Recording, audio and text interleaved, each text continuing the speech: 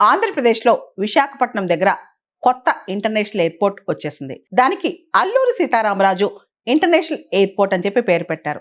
అది అల్లూరి సీతారామరాజు నడయాడిన నేల. గిరిజనుల హక్కుల కోసం అల్లూరి సీతారామరాజు తన ప్రాణాలనే అర్పించారు. అల్లూరి సీతారామరాజు గారిని నిత్యం స్మరించుకునేలా ఈ ఎయిర్పోర్ట్ కి అల్లూరి సీతారామరాజు ఇంటర్నేషనల్ ఎయిర్పోర్ట్ అని చెప్పి నామకరణం చేశారు. భోగాపురంలో ఇంటర్నేషనల్ ఎయిర్పోర్ట్ ఇనాగ్రేట్ చేస్తూ మోడీ గారు ఒక మాట చెప్పారు. గతంలో ఎయిర్పోర్ట్లకు ఒక కుటుంబం పేర్లు మాత్రమే ఉండేవి, కానీ మేము మాత్రం విశిష్టమైన వ్యక్తుల పేర్లు పెడుతున్నాం. ఉదాహరణకి అయోధ్యలో వాల్మీకి పేరుతో, పంజాబ్ లో సంత్ రవిదాస్ పేర్లతో ఎయిర్పోర్ట్లు ఏర్పాటు చేశాం. ఇప్పుడు భోగాపురం ఎయిర్పోర్ట్ కి అల్లూరి సీతారామరాజు ఇంటర్నేషనల్ ఎయిర్పోర్ట్ అని చెప్పి నామకరణం చేశామంటూ మోడీ గారు పేర్కొన్నారు. దక్షిణ భారతదేశంలో చెప్పుకోతగ్గ విప్లవ వీరులు చాలా తక్కువే ఉన్నారు. విప్లవం అంటే బెంగాలే అనుకునే అందా అప్పుడు ఉండేది. కానీ అల్లూరి ఏమాత్రం తీసుకుపోకుండా విశాఖలో పుట్టిన, ఆ ప్రాంతంలోనే పెరిగిన ఆయన ఇప్పటికీ కూడా విప్లవ వీరుడుగానే గుర్తించబడతారు. చాలా మంది యువతకి ఆయన ఆదర్శం కూడా. అసలు అల్లూరి సీతారామరాజు తాను గిరిజనుడు కాదు, అయినా కానీ గిరిజనుల వెతలు విని చలించిపోయాడు చిన్నప్పటి నుంచే. చాలా వరకు ఆ రోజుల్లో ఈ పాడేరు ప్రాంతంలో, విశాఖ ఏజెన్సీ ప్రాంతంలో ఉన్న అటవీ ప్రాంతాల్లో గిరిజనుల్ని ఎక్స్‌ప్లాయిట్ చేసేవాళ్ళు బ్రిటిష్ అధికారులు. ఉదాహరణకి లంబసింగి ప్రాంతంలో వాళ్ళతో రోడ్డు వేయించుకుని, ఎక్కువగా వాళ్ళ చేత పని చేయించుకుని చాలా తక్కువ వేతనాలు వాళ్ళకి ఇచ్చేవాళ్ళు.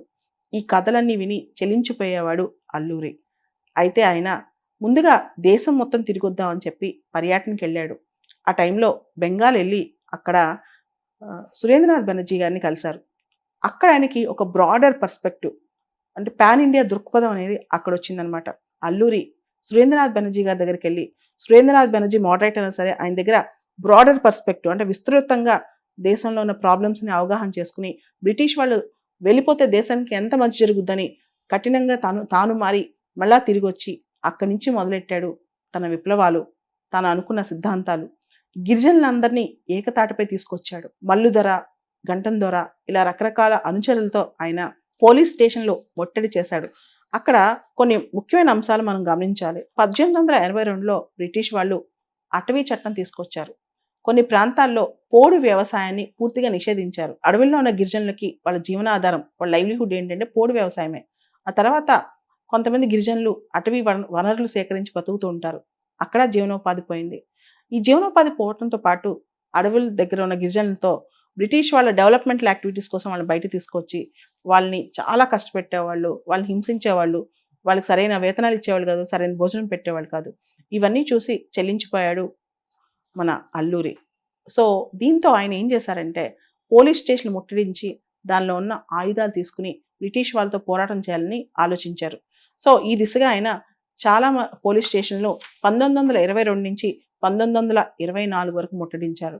ఉదాహరణకి Chintapalli police station, Krishnadevipeta police station, తర్వాత Rampachodavaram police station, Narsipatnam police station, Devipatnam police station, ఇలా 2 సంవత్సరాల ప్రాంతం కాలంలో చాలా వరకు చాలా పోలీస్ స్టేషన్స్, చాలా ప్రాంతాలు ఆయన ముట్టడించి ఆర్మ్స్, వెపన్స్ అని దొంగిలించేవాడు అనమాట. ఎందుకు అంటే హయ్యర్ కాస్ట్, బ్రిటిష్ వాళ్ళతో పోరాటం కోసం. సో మొత్తానికి బ్రిటిష్ వాళ్ళకి ఈయన ఒక కంటగింపుగా మారాడనమాట. ఆ టైంలో ఎలా అయినా సరే ఈయన ఎండ్ చేయాలి అని చెప్పి బ్రిటిష్ వాళ్ళు అనుకున్నారు. అప్పట్లో ఈ ప్రాంతం అంతా కూడా మెడ్రాస్ ప్రెసిడెన్సీలోకి వచ్చేది. ఆ ప్రెసిడెన్సీకి గవర్నర్ వెల్లింగ్టన్ అనమాట. అప్పట్లో గుంటూరుకి కలెక్టర్గా రూదర్ఫర్డ్ అనే వ్యక్తి ఉండేవాడు. ఆయన్ని అల్లూరి సీతారామరాజుని పట్టుకునే టాస్క్తో ఇమీడియట్గా ఈ గోదావరి ఏజెన్సీకి ట్రాన్స్ఫర్ చేశారనమాట. గుడాల్ అనే ఒక మేజర్ సహాయంతో మొత్తానికి అల్లూరి సీతారామరాజుని పట్టుకుంటాడు రూదర్ఫర్డ్. అల్లూరి సీతారామరాజును లొంగిపోమని చెప్తారు, అంతకుముందే కబురు చేస్తారు. అల్లూరి సీతారామరాజును బ్రిటిష్ పరంగా మారమని చెప్తారు. కానీ అల్లూరి సీతారామరాజు భయపడలేదు, వెరవలేదు. తను నమ్ముకున్న సిద్ధాంతాల కోసం, గిరిజనుల కోసం అక్కడే ఉన్నాడు. బ్రిటిష్ వాళ్ళకి ఎంతో ఎదురు చెప్పి నించున్నాడు అనమాట. అలాంటి అల్లూరి సీతారామరాజు బ్రిటిష్ వాళ్ళ చేతిలో బలైపోయాడు. అయితే ఇదంతా జరుగుతున్న టైంలో భారతదేశంలో ఏం జరుగుతుంది? భారతదేశంలో సహాయ నిరాకరణ ఉద్యమం, నాన్ కోఆపరేషన్ మూవ్మెంట్ జరుగుతోంది ఇండియా మొత్తం. దానికి పేర్లలుగా అల్లూరి సీతారామరాజు చేసిన రంప రెబెలియన్ అనేది ఇప్పటికీ కూడా ఎన్నో చరిత్ర పుస్తకాలలో నిలిచిపోయింది. కానీ అన్సంగ్ హీరో అని చెప్పుకోవచ్చు అల్లూరి. తెలుగు నోట, తెలుగు నాట ఆయన తెలుసు. మనం చూసాం అల్లూరి సీతారామరాజు సినిమా. యాక్చువల్గా ఆయన పేరు రామరాజు అయితే సీత అనే పేరు ఆయన భార్య వల్ల వచ్చింది అని చెప్పి, అంటే దేశాటన చేసి వచ్చిన తర్వాత ఆయన కుటుంబాన్ని త్యజించి ఆమె త్యాగం చూసి ఆయన పేరు ఆయనకు వచ్చిందని వింటాం, అల్లూరి సీతారామరాజే. ఇవన్నీ కూడా గొప్ప కథలు అని చెప్పుకోవచ్చు.